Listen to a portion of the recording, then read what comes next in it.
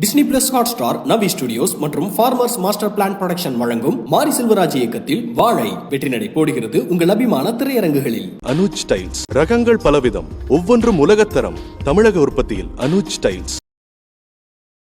இது மாதிரி பஜ்ஜி, இந்த ஐஸ்கிரீம் பஜ்ஜியில் சுட்டுறேன்னா பஜ்ஜியில் போட்டு சாப்பிட்றதுன்றது வந்து புதுசாக இருக்குது. நான் இந்த வீடியோவும் இப்போ தான் பார்த்தேன்.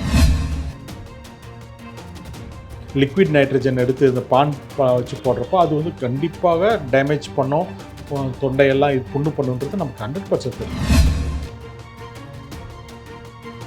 கேரண்டியெல்லாம் கொடுக்க முடியாது. இது வந்து சேஃபானதா சேஃப் இல்லாததா அப்படின்றதெல்லாம் சொல்ல முடியாது. ஐஸ்கிரீம்னா அதோட உண்மைத்தன்மை என்னமோ அதாலே அவங்க வந்து பண்ணிட்டு வர்றது வந்து பெட்டர். எக்ஸ்ட்ரீம் கோல்டை கொண்டு போய் எக்ஸ்ட்ரீம் ஹாட்டில் கொண்டு போய் டிப் பண்ணணும்னா இட் மே கெமிக்கல் சேஞ்சஸ் ஏற்படலாம். இதுவரைக்கும் நீங்கள் ஆய்வு செஞ்சதில் உங்களுக்கு அதிர்ச்சிக்கு உள்ளாக்குன ஒரு சம்பவம் அப்படின்னா என்ன சொல்லுவீங்க? ஒரு 5 நாள் ஒரு ஆடை வந்து வெட்டி அது தோல் உடிச்சு அதை ஒரு ஐஸ் பாக்ஸில் போட்டு அவ்வளோ தூரம் ஒரு ட்ராவல் பண்ணுறது வந்து இட்ஸ் வெரி அன்ஹைஜீனிக் கண்டிஷனில் பார்த்தோம்னா ஷாக்காக இருந்தது. நூடுல்ஸை வந்து நார்மலாக நம்ம தண்ணியில் வேக வச்சாலே உடம்புக்கு கெடுதின்ற மாதிரி ஒரு டாக் இருக்குது சார். யங்ஸ்டர்ஸ்லாம் என்ன பண்ண ஆரம்பிச்சிட்டாங்கன்னா பெப்சி, கோகோ கோலா அந்த மாதிரி கூல்ட்ரிங்க்ஸில் வந்து நூடுல்ஸை வேக வச்சு சாப்பிட்லான்ற மாதிரிலாம் ட்ரை பண்ணிட்டு இருக்காங்க. இதெல்லாம் எந்த அளவுக்கு ஒரு அன்ஹெல்த்தியாக இருக்கும்? கோல்டாக இருக்கக்கூடிய ஒரு லிக்விடை கொண்டு போய் ஹாட் பண்ணி இதெல்லாம் எதுக்கு இந்த விஷ பிரச்சனை? திருவோர கடையில் திடீர்னு ஒன்று போடுறான், அங்கே போகணும் அப்படின்னு சொன்னோம்னா நம்ம தான் ரிஸ்க் எடுத்து போகிறோம்.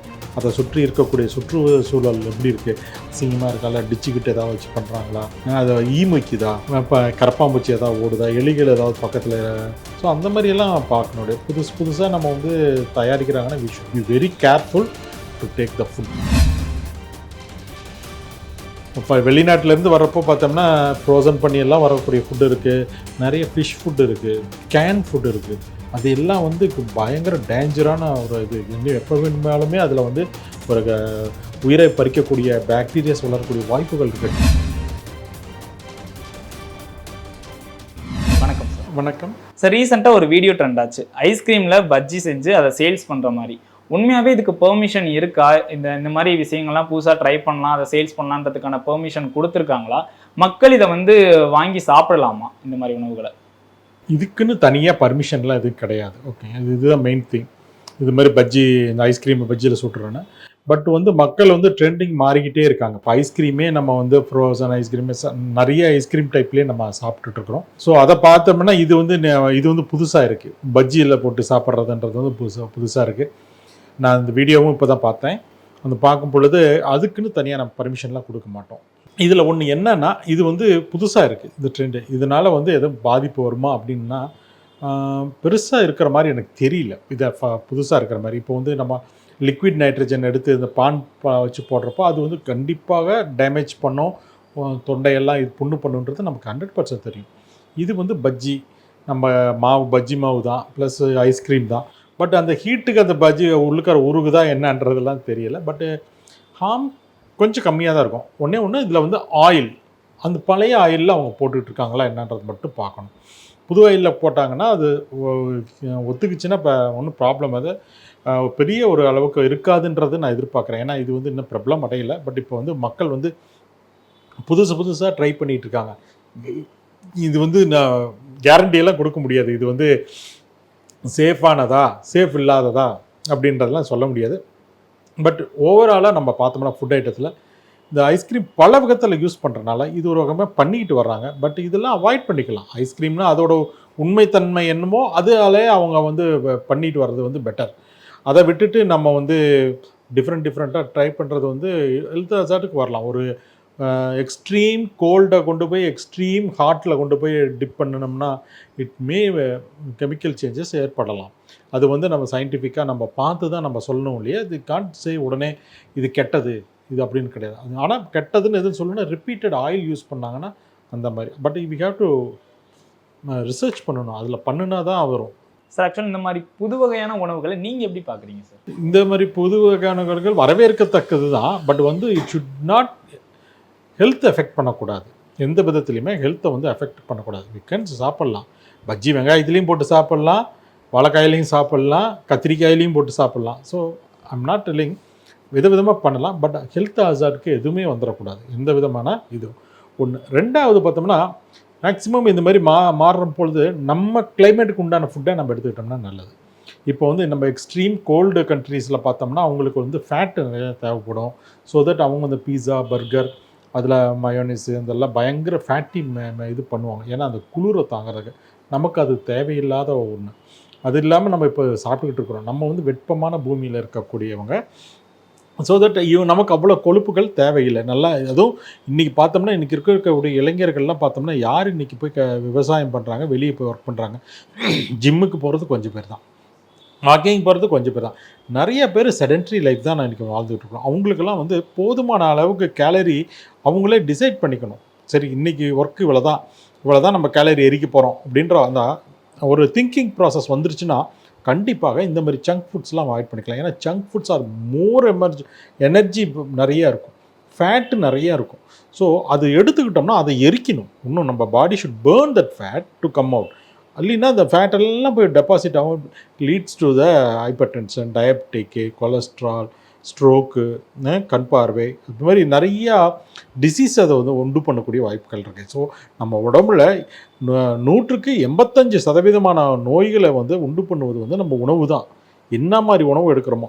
ஸோ இது வந்து கால மாற்றத்துக்கு வந்துக்கிட்டே இருக்குது. அப்படி வந்துக்கிட்டு இருக்கும் பொழுது நம்ம உடலுக்கு, நம்ம நாட்டு கிளைமேட்டுக்கு எது ஒத்து வருதோ அந்த உணவு மட்டுமே நம்ம எடுத்துகிட்டு இருக்கணும். இருக்குன்னு தான், அதுதான் நல்லது நமக்கு. ஒரு உணவோட தரம் அப்படின்றது எதை பொறுத்து வகைப்படுத்தப்படுது? தரம் அப்படின்னு பார்த்தோம்னா முதல்ல வந்து அது எடுத்த உடனே எந்த விதமான உடலில் பாதிப்பு வரக்கூடாது. இட் மேபி வயிற்று வலி ஆகட்டும், வாந்தி ஆகட்டும், பெரிய அளவில் இச்சிங் ஆகட்டும், சடன் ரியாக்ஷன், மூச்சு திணறல் எதுவுமே இருக்கக்கூடாது.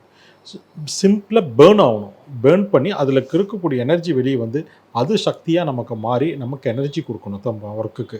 இது வரைக்கும் நீங்கள் ஆய்வு செஞ்சதில் உங்களுக்கு அதிர்ச்சிக்கு உள்ளாக்குன ஒரு சம்பவம் அப்படின்னா என்ன சொல்லுவீங்க?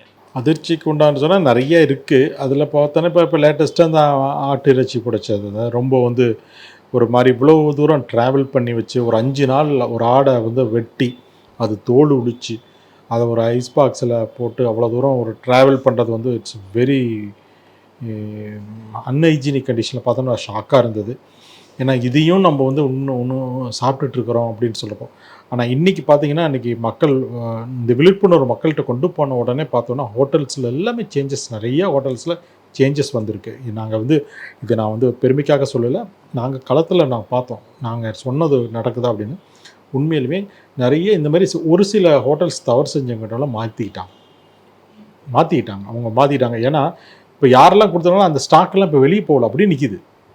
சார், இப்போ வீடுகளுமே என்ன பண்ணுறாங்க அப்படின்னா முதல் நாள் வாங்குற கறி வந்து மீந்து போன கறி எல்லாமே அப்படியே ஃப்ரிட்ஜில் ஸ்டோர் பண்ணிட்டு நெக்ஸ்ட் டே வந்து குக் பண்ணுறாங்க. இதெல்லாம் ஹெல்த்தா சார்? ஹெல்த்தியா? அது நான் பல தடவை நான் சொல்லியிருக்கிறேன். ஃப்ரிட்ஜில் வந்து ஸ்டோர் பண்ணுறது வந்து பார்த்தோம்னா, நான் முதல்ல கறி வாங்கிட்டு வரோம் வீட்டில் அப்படின்னா அங்கே சாப் பண்ணி எடுத்துகிட்டு வரோம், அது பிளட்லாம் இருக்கும் அதெல்லாம்.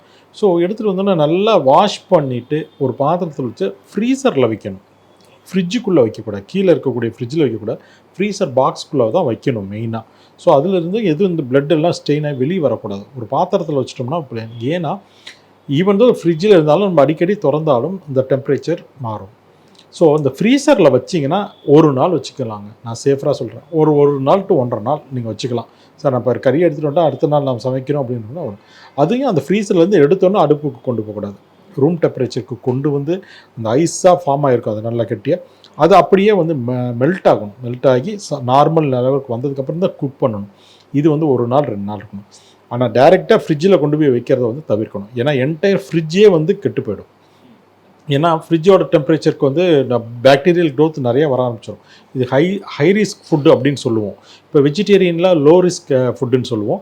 இது ஃபிஷ், மட்டன் இதெல்லாம் பார்த்தோம்னா ஹை ரிஸ்க்கு, உடனடியாக கண்டாமினேஷன் ஆகக்கூடிய ஒரு ஃபுட்டு அது.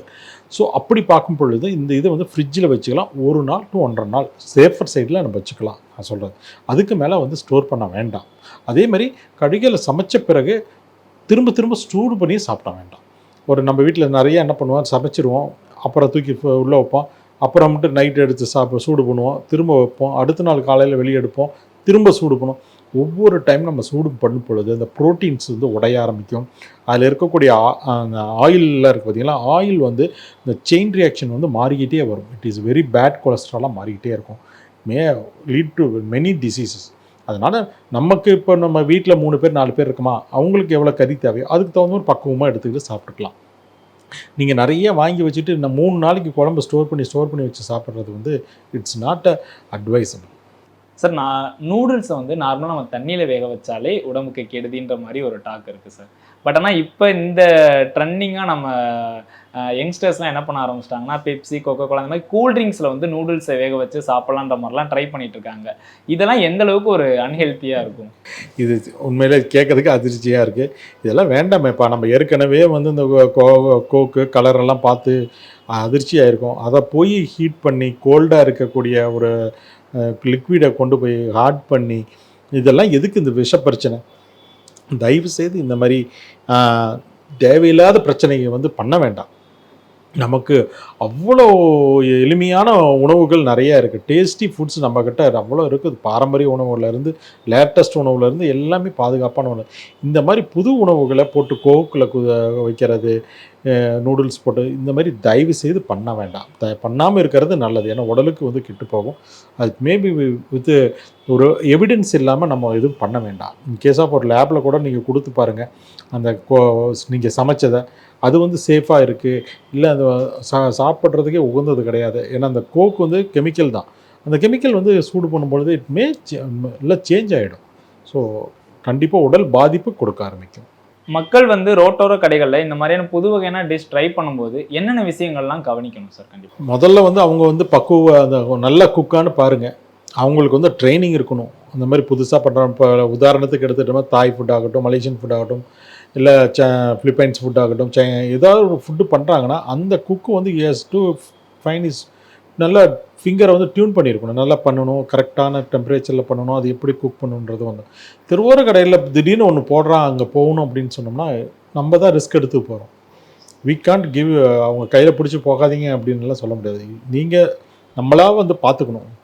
இது வேண்டாம், இது புதுசாக ஏதாவது தயார் பண்ணுறாங்க, அந்த எண்ணெய்கள் நல்லா யூஸ் பண்ணுறாங்களா, அதை சுற்றி இருக்கக்கூடிய சுற்றுச்சூழல் எப்படி இருக்குது, அசிங்கமாக இருக்கா, இல்லை டிச்சுக்கிட்டு ஏதாவது வச்சு பண்ணுறாங்களா, அதை ஈமுக்குதா, இப்போ கரப்பாம்பூச்சி ஏதாவது ஓடுதா, எலிகள் ஏதாவது பக்கத்தில் நம்ம கண்ணாலே பார்க்கலாம், எலிகள் ஓடிக்கிட்டு கிடக்கும். ஸோ அந்த மாதிரியெல்லாம் பார்க்கணும். புதுசாக நம்ம வந்து தயாரிக்கிறாங்கன்னா we should be very careful to take the food. அதுதான் சொல்லலாம். பொதுவாகவே மக்கள்கிட்ட அயல்நாட்டு ஃபுட்ஸ் பார்த்தோம்னா அது மேலே ஒரு மோகம் அப்படின்னே சொல்லலாம். அது கூடவே ஒரு அதிகமாக பயமும் இருக்குன்னு சொல்லலாம். ஏதாவது சாப்பிட்டா நமக்கு ஏதாவது ஒன்று ஆயிருமோ அப்படின்ற ஒரு பயமும் இருக்குது சார். ஸோ இந்த மாதிரி இந்தியாவில் வந்து உணவு முறை மாற்றத்தினால புது டிஷ் வரனால புது வகையான நோய்கள் வர வாய்ப்புகள் இருக்கா சார்? கண்டிப்பாக இருக்குது. நிறைய இருக்குது பாருங்கள். நிறைய உணவுனால் பரவக்கூடிய நோய்கள் நிறைய இருக்குது. இப்போ நம்மலாம் இப்போ வெளிநாட்டிலேருந்து வரப்போ பார்த்தோம்னா ஃப்ரோசன் பண்ணியெல்லாம் வரக்கூடிய ஃபுட்டு இருக்குது. நிறைய ஃபிஷ் ஃபுட்டு இருக்குது, கேன் ஃபுட்டு இருக்குது. அது எல்லாம் வந்து பயங்கர டேஞ்சரான ஒரு இது. எப்போ வேணுமாலுமே அதில் வந்து ஒரு உயிரை பறிக்கக்கூடிய பாக்டீரியாஸ் வளரக்கூடிய வாய்ப்புகள் இருக்குது. கேன் ஃபுட்டு டெம்பரேச்சர் மெயின்டைன் பண்ணாமல் வந்திருக்கு. ஒரு ப்ரான்ஸ் எல்லாம், ஃபாரின் ப்ரான்ஸ் எல்லாம் பார்த்தா டைகர் ப்ரான்ஸ் அங்கே சிங்கப்பூரில் பிடிச்சாங்க, மலேசியாவில் பிடிச்ச அதுமாதிரிலாம் இம்போர்ட்லாம் பண்ணுவாங்க. பெரிய பெரிய ஷார்க்கு, சாலமன் இது மாதிரிலாம் பண்ணுறப்போ we should take very precautional to எந்த மாதிரி ஃபுட்டு புதுசாக கொண்டு சாப்பிட்றோம், வெளிநாட்டு ஃபுட்லேருந்து சாப்பிட்றோம், கண்டிப்பாக நமக்கு நோய்கள் வர்றதுக்கு வாய்ப்புகள் நிறையா உண்டு. இது மட்டும் இல்லாமல் இந்த வியாபாரிகள் பொதுவாகவே அது பெரிய ஹோட்டல்ஸாக இருக்கட்டும், இல்லை தெருவோர கடைகளாக இருக்கட்டும், அவங்க உணவை சேல்ஸ் பண்ணணும்னு எந்த மாதிரியான யுக்திகள்லாம் பயன்படுத்துகிறாங்க சார்? யுக்திகள்னால் வந்து சில கடைகள், நான் வந்து எல்லா கடைகளும் சொல்ல விரும்பலை, சில கடைகள் என்ன பண்ணுறாங்கன்னா அந்த கலர் ஆடிங் பண்ணுவாங்க, ட்ராக் அஜினோமோட்டோ நிறைய யூஸ் பண்ணுவாங்க, டேஸ்ட் பட்ஸ்க்காக நிறைய கெமிக்கல்ஸ் யூஸ் பண்ணுவாங்க. ஸோ அதே மாதிரி ஒரு சில பேர் வந்து காசுக்கு ஆசைப்பட்டு சீப்பான பொருளை வாங்கி ப்ரிப்பேர் பண்ணுவாங்க. இப்போ மட்டன்லாம் பார்த்திங்கன்னா ரொம்ப சீப்பாக 500 ரூபாய்க்கு வாங்குறாங்க. நம்ம ஒரிஜினல் மட்டன் நம்ம ஊரில் 700 800 ஒரு கிலோ. இது மாதிரி நம்ம அதில் பிடிச்ச பார்த்திங்களா, அதெல்லாம் பார்த்திங்கன்னா கெட்டுப்போன இறைச்சி வந்து 500 ரூபாய்க்கு கிடைக்கிறப்போ அவனுக்கு லாபம் கிடைக்குது. ஸோ அந்த மாதிரி இருக்கும் பொழுது பார்த்தோம்னா இது இருக்குது. அந்த மாதிரி யுக்திகளை அவங்க பயன்படுத்தலாம் அவங்களோட பட் அந்த மாதிரி யுக்திகளெல்லாம் அவங்க விட்டுட்டு பாசிட்டிவான யுக்திகளை அவங்க திங்க் பண்ணாங்கன்னா நல்லாயிருக்கும். தான் கடையை எப்படி இது பண்ணணும், கலரிங்கை அவாய்ட் பண்ணலாம், நம்ம வாடிக்கையாளர்கள் எப்படி கவரலாம், ஒரு அட்ராக்ட் பண்ணலாம், அந்த மாதிரி நிறைய யுக்திகள் நிறைய இருக்குது. நிறைய புக்ஸுக்கு அதுக்கு மாதிரி கொடுக்குறாங்க. ஸோ தட் அவங்கெல்லாம் அந்த புக்ஸை படித்தாங்கன்னா சுயமாகவே திங்கிங் வரும். அந்த மாதிரி அட்ராக்ட் பண்ணணும்னு நினைக்கும் போது உணவோட தரம் குறைதான் நீங்க ஃபீல் பண்ணுவீங்க? குறையிறதுக்கு வாய்ப்புகள் இருக்குது. அதுதான் நான் சொல்ல வரேன். அந்த மாதிரி புக்ஸ் ஆகட்டும், ஒரு வெல் செஃப் குக் தெரிஞ்சு விட்டு அவர்கிட்ட நாலேஜை நமக்கு கேதர் பண்ணி நம்மளோட கடையை உக்தியை வந்து மேல்படுத்திக்கலான்றேன். நீங்கள் அது மாதிரி பண்ணுறப்போ கீழே தான் போகுது. கண்டிப்பாக அந்த மாதிரி பண்ணவே வேண்டாம். ஒரு புதுசாக நீங்கள் பண்ணுறோம் அப்படின்னா கண்டிப்பாக கீழே தான் போகும். அது மாதிரி புக்ஸ் ஆகட்டும், நிறைய வீடியோஸ் ஆகட்டும், நிறைய பெரிய பெரிய செஃப்ஸ் எல்லாம் வந்து பேட்டிகள் கொடுக்குறாங்க, இப்படி குக் பண்ணணும் அப்படின்ற மாதிரிலாம். அந்த மாதிரி இதெல்லாம் பார்த்துட்டு நம்ம அழகாக நம்மளோட ரெஸ்டாரண்ட்ஸ்லையும் ஹோட்டல்ஸ்லையும் கொண்டு வந்து பண்ணலாம். சார், கடைசியாக இந்த மாதிரியான புது வகை டிஷ் வந்து இந்த டிஷ்கள்னால ஏற்படும் பாதிப்புகள்ல இருந்து மக்கள் வந்து எப்படி பாதுகாத்துக்கலாம் சார்? முதல்ல இது மாதிரி புதுவிதமான டிஷ்ஷெல்லாம் சாப்பிட்றதுக்கு வேணுமான்னு மட்டும் பாருங்கள் ஃபஸ்ட்டு. அதை தான் நான் கேட்பேன். நம்ம உடம்புக்கு ஒத்துக்குமா வந்து கேட்டுக்குங்க. சரி ஒத்துக்குது அப்படின்னு சொன்னோம்னா கண்டிப்பாக அவன் ப்ரிப்ரேஷன்லாம் பாருங்கள். அவர் வந்து ஒரு கடைக்காரருக்கு வந்து ஒரு கைப்பக்கம் இருக்கும், அந்த கைப்பக்கம் வந்து இருக்கான்னு மட்டும் பாருங்கள்.